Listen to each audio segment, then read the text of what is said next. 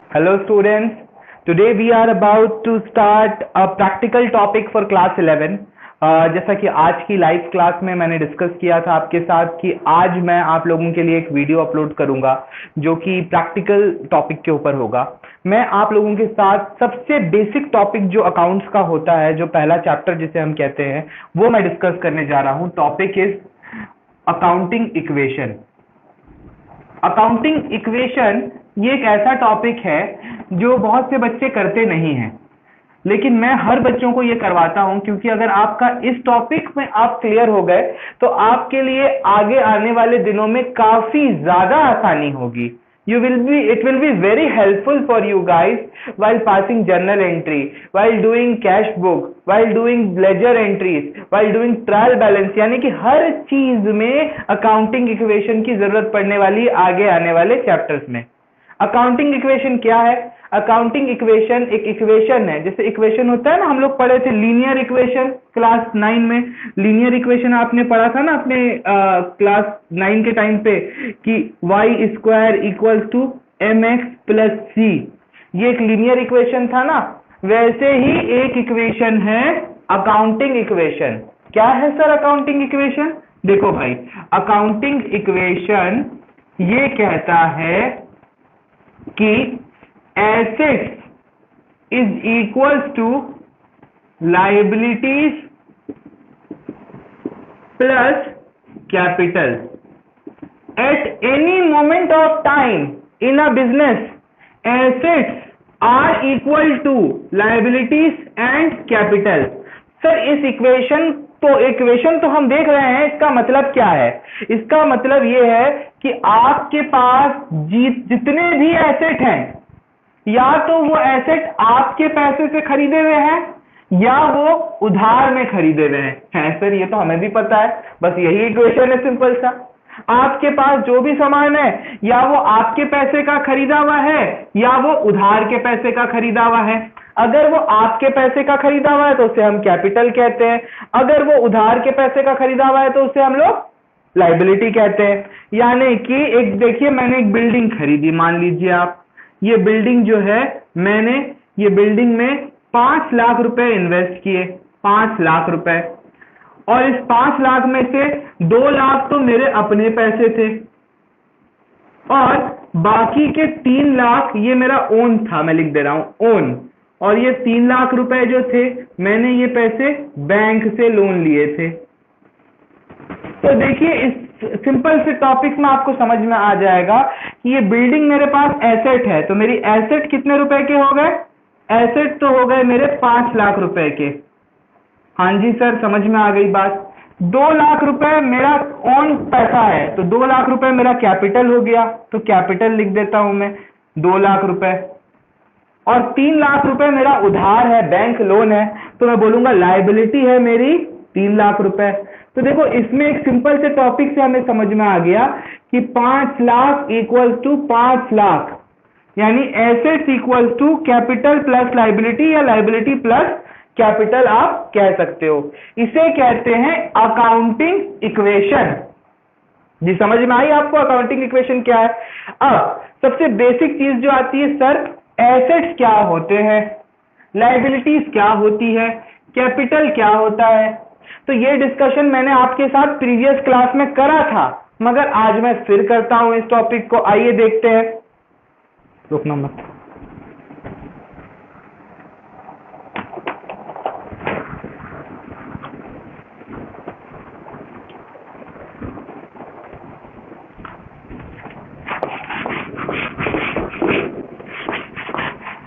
देखिए जी, एसेट्स हम कहते हैं उन चीजों को जिस पे हमारे हक होते हैं, हमारा हक होता है। तो एसेट्स को हम बोलते हैं वो चीज जिस पे हमारा हक होता है, वो हमारा एसेट है। यानी कि थिंग्स विच वी पोसेस,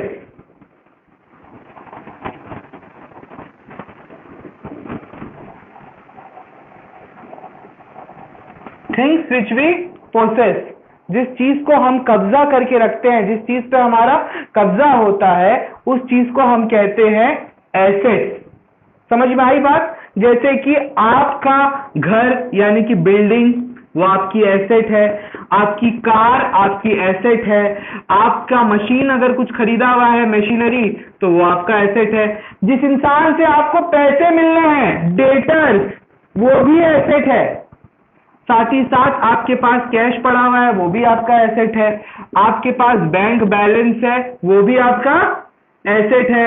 आप सामान बिक्री करते हो तो स्टॉक आपका एसेट है, एटसेट्रा एटसेट्रा। एसेट की तादाद मैं आपको बताऊं तो भाई बहुत सारी है। इसके बारे में डिस्कशन करा जा चुका है प्रीवियस क्लास में। पुराने वीडियो को देखिए, तब आपको समझ में आएगा। Basic terms, basic accounting terms में मैंने इनको डिस्कस किया एसेट्स को। उसके बाद सर लाइबिलिटीज क्या होती है बताइए। लाइबिलिटीज होती है चिंता। याद रखिएगा, चिंता। हर वो चीज जिसे याद करके आपको चिंता सताए ना, वो है लाइबिलिटी। जैसे कि बैंक का लोन, किसी को उधार देना है, किसी से उधार लिया है। अब देखो बात मैं आपको बताता हूं। आमतौर पे हर घर का राशन एक दुकान से आता है। वो दुकानदार के पास उसका एक खाता चलता है। महीने भर हम उससे पैसे सामान लेते हैं, आखिरी में जाके उसे हम पैसे देते हैं। तो जब तक हम उसे पैसे नहीं दे रहे हैं, वो पैसे हमारे लिए चिंता है, क्योंकि हमें वो पैसों को देना है। तो इस तरह की चिंताओं को क्या कहा जाता है? लायबिलिटी। अगर इसको इंग्लिश टर्म में बोला जाए तो बोला जाएगा amount which we owe to others. Amount which we owe to others, वो पैसे जो हम दूसरे को देना बनता है, जिसे हमें दूसरों को देना है, वो हमारा लायबिलिटी है। और तीसरा आता है कैपिटल। कैपिटल का मतलब राजधानी? ना जी ना, वो वाला कैपिटल नहीं है। कैपिटल का मतलब है पूंजी। स्पेलिंग तो मेरी बड़ी अच्छा यही होगी शायद से, पूंजी। हमारी जो पूंजी होती है ना, उसे हम कहते हैं कैपिटल। इसे सिंपल वर्ड में बोलूं तो ओनर्स फंड। जो दुकान का मालिक होता है, उसका जो पैसा होता है, उसे हम क्या कहते हैं? Capital, owner's fund. तो हर मोमेंट पे इंसान के पास जितनी भी हकदार चीजें होती हैं, जिन पे वो हक रखता है, या तो वो चिंताओं से खरीदी हुई है, या तो वो पूंजी बन चुकी है। दो में से एक चीज होगी। बताइए बच्चों, समझ में आई ना बात? नहीं आएगी? लाइव क्लास जब होगी आप लोग की, आज ही होगी आप लोग की लाइव क्लास। रिकॉर्ड तो मैं आज कर रहा हूं, लेकिन अपलोड वीडियो को कल करूंगा। कल वीडियो अपलोड करने के बाद आप लोग की उसके बाद लाइव क्लास होगी। तो कुछ दिक्कत होंगी तो इस टॉपिक में आप मेरे से क्लियरली पूछिएगा, याद से भूलिएगा मत। तो चलिए स्टार्ट करते हैं हम लोग। एक क्वेश्चन के साथ मैं आपको सिखाता हूं कि अकाउंटिंग इक्वेशन किस तरीके से सॉल्व किया जाता है। सर अकाउंटिंग इक्वेशन तो आपने हमें बता दिया कि क्या होता है, तो इसमें सम करने का क्या बनता है? तो आपको पहचानना पड़ेगा ना हर ट्रांजैक्शन को, कि उस ट्रांजैक्शन में क्या हो रहा है। तो आइए एक क्वेश्चन को हम लोग डिस्कस करते हैं। We will discuss question number 1। Sir सीधा 1? कोई आगे के क्वेश्चन कराते हैं? आसान क्वेश्चन क्यों करा रहे हैं आप हमें? आसान इसलिए करा रहे हैं ताकि तुम्हें आसानी से सीढ़ी चढ़ा सकूं। पहला सवाल अगर नहीं करोगे तो आगे चल के दिक्कतें आएंगी। बाद में जाके मैं आगे स्किप करना शुरू करूंगा क्वेश्चन, पर पहला क्वेश्चन करना बहुत जरूरी है। आपके स्क्रीन में देखिए क्वेश्चन आया है। ये क्वेश्चन हटा भी दे रहा हूं मैं, क्योंकि क्वेश्चन आपके व्हाट्सएप के ग्रुप में मैं सेंड कर दिया हूं। वहां से आप क्वेश्चन को देखिए, यहाँ पे आप डिस्कशन को सुनिए। हर एक पॉइंट को मैं यहाँ डिस्कस कर रहा हूँ। क्वेश्चन आपके सामने अभी नहीं है, अगर आप देखना चाहते हो तो डीके गोयल की किताब में क्वेश्चन नंबर 1 आप देख सकते हो अकाउंटिंग इक्वेशन का। या तो आप अपने पीडीएफ में व्हाट्सएप में जाके डुअल स्क्रीन आप करिए अपने मोबाइल का, एक स्क्रीन में क्वेश्चन लगाइए, एक स्क्रीन में आप यहाँ पे सॉल्यूशन देखिए। वरना वो भी नहीं करना चाहते, चुपचाप से क्वेश्चन को देखो, मैं पूरा क्वेश्चन डिस्कस कर रहा हूँ। पहला पॉइंट आता है, Sandeep started business with cash. Question number 1। देखता हूं कहीं जगह अगर फिट बैठ जा रही है स्क्रीन में तो डाल दूंगा क्वेश्चन को मैं। Sandeep started business with cash. इसका मतलब क्या है सर? इसका मतलब ये है, कोई संदीप जी व्यक्ति नाम थे, उन्होंने बिजनेस शुरू किया, उसमें पूंजी लाई। क्या लाया? पूंजी। पूंजी के तौर पे कैश, नक्की पैसा वो लेके आए, कैश। तो बिजनेस में आया क्या? बिजनेस में आया कैश। तो सर ये कैश जो आया, ये बताओ उधार है या ये बिजनेस के ओनर का अपना पैसा है? संदीप जी बिजनेस स्टार्ट कर रहे हैं, संदीप जी का अपना ही पैसा होगा ना, तो अपने पैसे को कहते हैं कैपिटल। तो बिजनेस में आया क्या? कैश और कैपिटल। कितने रुपए का कैश आया? 1 लाख रुपए का कैश आया जो कि बिजनेस के लिए बन गया 1 लाख रुपए का कैपिटल। देखते रहिएगा, पहला क्वेश्चन है, थोड़ा टानूंगा लंबा मैं इस क्वेश्चन को समझाने के लिए। Point number 2, purchase furniture for cash. Purchase furniture for cash, यानी बिजनेस में क्या आया है, बिजनेस में आए हैं फर्नीचर, टेबल, चेयर्स, ये आई हैं, चेयर्स बन गया देखो, अरे वाह, इतना खूबसूरत ड्राइंग कोई बना सकेगा, देख लो, ये सब मजेदार ड्राइंग्स हैं। फर्नीचर आया है और गया क्या है, आया है फर्नीचर, गया है कैश, क्योंकि पैसा देके खरीदा गया है। यानी कि यहां पे तो एक एसेट बड़ा था और कैपिटल बड़ा था, बट यहां पे एसेट ही बढ़ रहा है और एसेट ही घट रहा है, क्योंकि फर्नीचर भी एक एसेट है और कैश भी एक एसेट है, बट इवेंचुअली एसेट सेम है, जितने से कैश बढ़ा उतने से ही कैश घट गया। तो आपकी अकाउंटिंग इक्वेशन में कोई दिक्कत आने वाली नहीं है। मैं क्वेश्चन जब करूंगा ना तब तुम लोग इस चीज को और देखना। उसी तरीके से थर्ड पॉइंट है परचेज गुड्स फॉर कैश, उसमें आपके पास गुड्स आ रहे हैं, कैश जा रहा है। परचेज गुड्स फॉर कैश, यानी आप गुड्स खरीद रहे हो, आपके पास गुड्स एक एसेट बढ़ रहा है और कैश आपका दूसरा एसेट जा रहा है। तीसरा पॉइंट में डिस्कस नहीं किया हूं, चौथे पॉइंट में आते हैं। परचेज, अच्छा लिख देता हूं, इसमें हमारे पास कैश कम हो रहा है और स्टॉक बढ़ रहा है, लिख दिया हूं बस मैं इसको। परचेज गुड्स ऑन क्रेडिट, आप गुड्स खरीदे हो लेकिन किस में खरीदे हो, क्रेडिट में। क्रेडिट का मतलब है कि आपका लाइबिलिटी बना है। क्रेडिट में आप जब भी खरीदते हो तो आपके क्रेडिटर बनते हैं, याद रखिए। देखो, क्रेडिट में बेचोगे तो डेटर बनेंगे, लेकिन क्रेडिट में खरीदोगे तो क्रेडिटर बनेंगे। समझ में आई बात? तो क्रेडिटर लाइबिलिटी है, आपके पास स्टॉक आ रहा है और साथ ही साथ आपके क्रेडिटर बन रहे हैं। क्रेडिटर एक तरह की लाइबिलिटी होती है, creditor is a type of liability, you need to pay them, आपको इनको पैसा देना है, तो ये आपकी चिंताएं हैं। नेक्स्ट आपका फिफ्थ पॉइंट क्या है, फिफ्थ पॉइंट है paid for rent. Paid for rent, आपके पास से कैश जा रहा है। हाँ सर, कैश तो जा रहा है, ये समझ में आ रहा है, लेकिन और क्या हो रहा है, आपकी पूंजी कम हो जा रही है, आपकी पूंजी कम हो जा रही है, कुछ ना आपके उधार बन रहा है ना आपका कोई एसेट आ रहा है। इस सिचुएशन में आप जब भी कोई एक्सपेंस को पे करते हो, कोई लॉस को बियर करते हो, तो आपकी पूंजी कम हो जाती है। वहीं पे अगर आप कोई इनकम अर्न करते हो, अगर ये रेंट रिसीव होता तो आपका कैपिटल इंक्रीज होता, आपको प्रॉफिट होता तो आपका कैपिटल इंक्रीज होता। तो रेंट एक एक्सपेंस है, तो आपके कैश तो कम हो रहे हैं, साथ ही साथ आपका कैपिटल भी कम हो रहा है।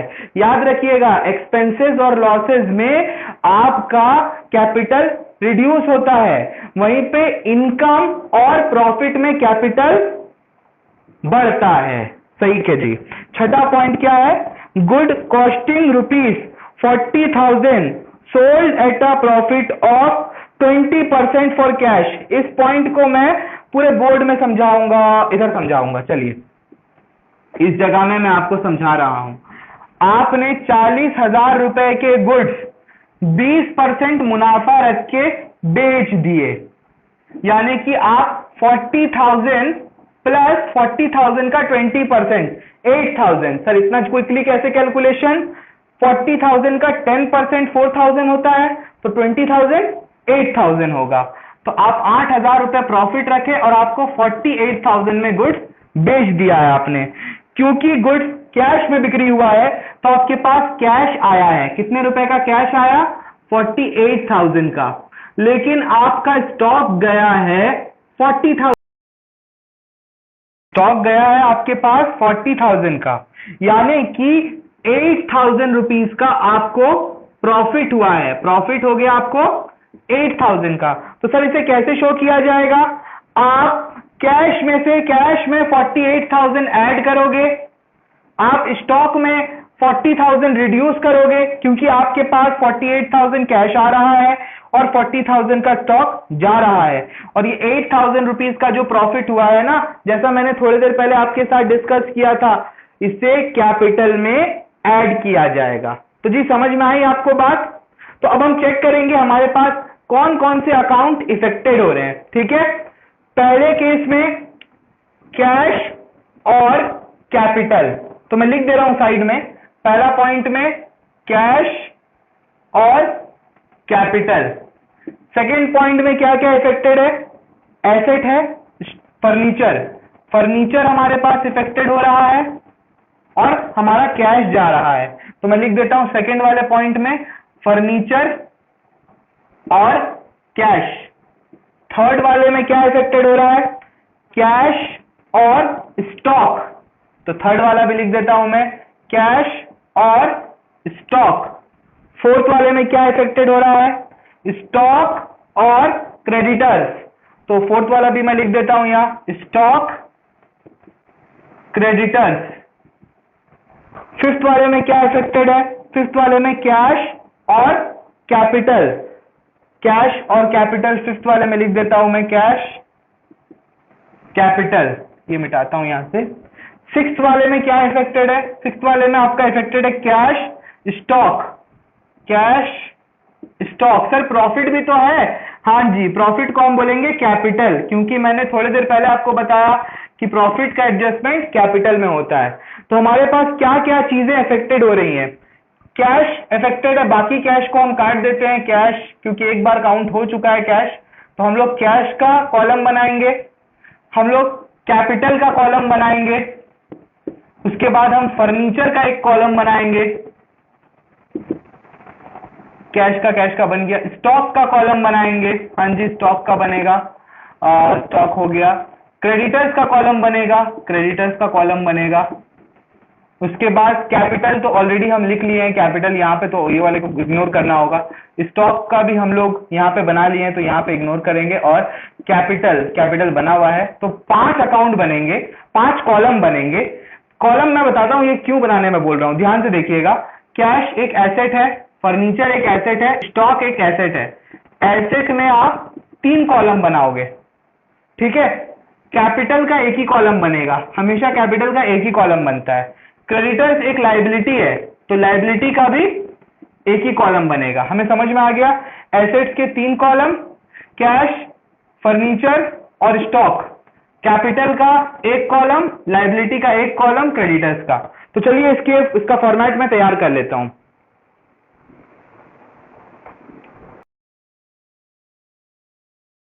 तो स्टूडेंट्स आप देख सकते हो मैंने पहले क्वेश्चन के लिए अकाउंटिंग इक्वेशन का फॉर्मेट तैयार किया है। अकाउंट्स में कुछ भी होता है तो एक पर्टिकुलर फॉर्मेट में बनता है, तो ये अकाउंटिंग इक्वेशन का फॉर्मेट है। सीरियल नंबर, ट्रांजैक्शन का कॉलम, फिर एसेट्स का कॉलम। क्योंकि हमने 3 एसेट्स काउंट किए थे ना लास्ट क्वेश्चन में, आपको याद होगा, कैश, फर्नीचर, स्टॉक, उनके 3 कॉलम्स मैंने एसेट के अंदर बना लिए। Equals to liability plus capital, लायबिलिटी का क्रेडिटर्स है, कैपिटल का कैपिटल है। समझ में आ गया? तो चलिए फटाफट क्वेश्चन को मैं करता हूं, किस तरीके से इस क्वेश्चन को किया जाएगा। चलिए देखते हैं हम लोग। थोड़ा मैं ये देखिए, point number 1, Sandeep started business with cash. आपको पूरा लिखना होगा, Sandeep started business with cash. कितने रुपए का बिजनेस स्टार्ट किया उसने? 1 लाख रुपए का। यानी हमारे पास 1 लाख रुपए कैश आए और हमारे पास 1 लाख रुपए का कैपिटल आया, और कुछ तो नहीं आया। मैं एक लाइन खींचूंगा यहाँ पे। लाइन खींचने के बाद आपको ध्यान रखना है, ये इक्वल्स टू और ये प्लस बार बार आता रहेगा। तो हमारे पास कितने इक्वेशन क्या आया हमारा? इक्वेशन लिख लेते हैं हम लोग। इक्वेशन 1 लाख रुपए हमारे पास कैश है इक्वेशन में। फर्नीचर तो कुछ भी नहीं है, चाहो तो आप इसमें 0 लिख दो। स्टॉक हमारे पास कुछ नहीं है, 0 लिख दो। पहले इक्वेशन के बाद देखिए, पहले पॉइंट के बाद हो रही है बात। क्रेडिटर्स भी कुछ नहीं है, 0 लिख दीजिए। और कैपिटल हमारे पास 1 लाख रुपए का है। इक्वल्स टू प्लस कंटिन्यूसली जाता रहेगा। पॉइंट नंबर 2 लिखेंगे इक्वेशन के बाद। Purchase furniture for cash, purchase furniture for cash. कितने रुपए का फर्नीचर हमने खरीदा है? हमने 5000 का फर्नीचर खरीदा है, तो फर्नीचर में हम 5000 रुपीज ऐड कर देंगे प्लस 5000, और कैश में से 5000 माइनस कर देंगे, -5000। तो इक्वेशन क्या बन के आ रहा है हमारा? अब जो इक्वेशन आएगा उसे इक्वेशन नहीं, आप लिखोगे new equation, EQN short form equation का। न्यू इक्वेशन 95,000 कैश आ रहा है, 1 लाख माइनस 5000, 0 प्लस 5000 5000, ये 0 ही रहेगा, इक्वल्स टू 0 प्लस कैपिटल में कोई चेंजेस नहीं आएंगे तो 1 लाख। देखिए इसके ऊपर में 1 लाख अमाउंट है ना, यहाँ पे 0 बिठा दीजिएगा, इक्वल्स टू, बस ये 0 बैठना जरूरी है क्योंकि इसके ऊपर में एक अमाउंट है। 0 के नीचे अमाउंट बिठाने की जरूरत नहीं है, लेकिन हाँ अमाउंट के नीचे 0 बिठाना जरूरी है। उसके बाद पॉइंट नंबर 3 आप लिखोगे। पॉइंट नंबर 3 क्या है? Purchase goods for cash. लिख दीजिए फटाफट, परचेज गुड्स फॉर कैश। आप गुड्स खरीद रहे हो कैश देके, कितने रुपए का गुड्स खरीद रहे हो? 20,000 का। गुड्स को हम स्टॉक बोलते हैं, तो 20,000 रुपीज का गुड्स हमारे पास आ रहा है और 20,000 रुपीज हमारे पास से कैश चला जा रहा है, -20,000। ठीक है, तो अब नया इक्वेशन क्या बन रहा है फटाफट लिख लेते हैं यहाँ पे। न्यू इक्वेशन 95 माइनस 20 75,000, 5000 यहाँ पे हो गया, 0 प्लस 20 20,000। सर यहाँ 0 बिठाना होगा, यस, इक्वल्स टू 0 प्लस यहाँ पे 0 बिठाना होगा, यहाँ इक्वल्स टू देना होगा, यहाँ प्लस देना होगा, ये हो गया 1 लाख। ये हमारा नया इक्वेशन बना थर्ड एंट्री के बाद। फिर फोर्थ एंट्री आप लिखोगे। फोर्थ एंट्री क्या है? Purchase goods for credit. Purchase goods for credit, कितने रुपए का गुड्स खरीदा गया है क्रेडिट के लिए? 36,000 का, 36,000। स्टॉक में आप 36,000 ऐड करोगे प्लस 36,000, और आप क्रेडिटर्स में 36,000 ऐड कर दोगे प्लस 36,000। कैपिटल में कुछ नहीं हुआ है, प्लस 0, इन दोनों के नीचे भी आप 0 लगा दोगे। अब आपका फिर से क्या बनेगा? न्यू इक्वेशन, फिर न्यू इक्वेशन। हर लकीर के बाद, हर लाइन के बाद आपका क्या बन रहा है? New equation. 75,000 प्लस 0 75,000, 5,000, यहां पे हो गया आपका 56,000, 20,000 plus 36 equals to 36,000, plus sign यहाँ नहीं होगा, यहाँ होगा प्लस साइन, ये होगा 1 लाख। फिफ्थ इक्वेशन लिखते हैं, क्या है फिफ्थ हमारा transaction? Paid for rent. Paid for rent, कितना रुपया रेंट पे किया गया है? 700। आप 700 कैश से माइनस करोगे और 700 ही आप कैपिटल से भी माइनस करोगे, -700। बाकी के नीचे 0 बैठा दीजिए आप, ये प्लस तो रहेगा, ये -700 अमाउंट का है और वो प्लस जो है वो टोटल का है। फिर क्या लिखेंगे जल्दी बताइए? New equation, very good. Amount आ जाएगा 74,300, यहाँ पे 5,000, यहाँ पे 56,000, यहाँ इक्वल्स टू यहाँ पे 36,000 प्लस यहाँ पे 99,300। सिक्स्थ इक्वेशन लिखते हैं हम लोग। सिक्स्थ ट्रांजैक्शन क्या है हमारा? Good costing 40,000 sold at a profit of 20%, sold at a profit of 20%। यानी आप 40,000 का स्टॉक बेच रहे हो तो सीधा सीधा 40,000 स्टॉक में से माइनस कर दो, क्योंकि टोटल में से 56,000 के कॉस्टिंग वाले गुड्स में से 40,000 का गुड्स बिक्री हो गया है। तो सर कैश कितना आया? कैश आया हमारे पास 48,000। याद है आपको, मैंने डिस्कस किया था कि हम 40,000 का गुड 8,000 में बेचेंगे तो हमें 48,000 रुपीज कैश मिलेगा। तो 8,000 रुपीज कहाँ लिखेंगे? कैपिटल में, क्योंकि ये प्रॉफिट है। अगर नहीं समझ में आया रिवाइंड करके देखिएगा, आपको 14 मिनट समथिंग में आपको दिख जाएगा किस तरीके से मैंने इसको किया है। लास्ट में और कोई ट्रांजैक्शन नहीं है, तो अब आप न्यू इक्वेशन मत लिखिएगा, अब आप लिखिएगा फाइनल इक्वेशन। फाइनल इक्वेशन में इनको प्लस करके आप लिखोगे, तो ये आ रहा है 1,22,300, ये आ रहा है आपका फर्नीचर 5,000, स्टॉक 16,000 का, आपके पास क्रेडिटर्स 36,000 के हैं। अगर मैं क्रेडिटर्स को पेमेंट करता तो 36,000 में से अमाउंट माइनस करता, और ये आपका हो गया 1,07,300। तो ये आपका एक अकाउंटिंग इक्वेशन बन के तैयार हो गया है। तो आप इस क्वेश्चन को देख लें एक बार, दोबारा से दोहरा लेंगे तो बेहतर रहेगा। इसके बाद एक बैलेंस शीट बनाई जाती है। बैलेंस शीट क्या होती है, तो आइए देखते हैं बैलेंस शीट हम लोग किस तरीके से बनाते हैं। मैं इस क्वेश्चन को अब मिटा रहा हूं, अगर आप नहीं देखे हो तो आप इसे पॉज कर लो, पॉज करके दोबारा देखिए, कोई दिक्कत नहीं आएगी। मैं अब बैलेंस शीट बता रहा हूं। बैलेंस शीट अकाउंटिंग इक्वेशन के बाद बनाई जाती है। मैं सारा मिटा दूंगा, सिर्फ फाइनल इक्वेशन की मुझे जरूरत पड़ेगी बैलेंस शीट बनाने के लिए, सिर्फ फाइनल इक्वेशन की। बैलेंस शीट बनाने के लिए we only need final equation. Final equation देख के हम एक बैलेंस शीट तैयार करेंगे। तो बैलेंस शीट कैसी होगी, ये देखो, इस तरीके से बैलेंस शीट बनाई जाती है। बैलेंस शीट आपके दो साइड होते हैं इसमें, एक होता है लायबिलिटी का साइड और एक होता है आपका एसेट्स का साइड। लायबिलिटी के साइड में आप लिखोगे ये जो हमारे कैपिटल और क्रेडिटर है ना, दोनों को आप लिखोगे। तो क्रेडिटर्स हमारे बचे हैं लास्ट में घूम फिर के 36,000, उसे आप लिखोगे, और कैपिटल आप लिखोगे। कैपिटल कितना आ रहा है, 1,07,300। एसेट्स में जो जो एसेट्स हैं उनको आप लिख दीजिए, कैश 122,300 और फर्नीचर 5,000।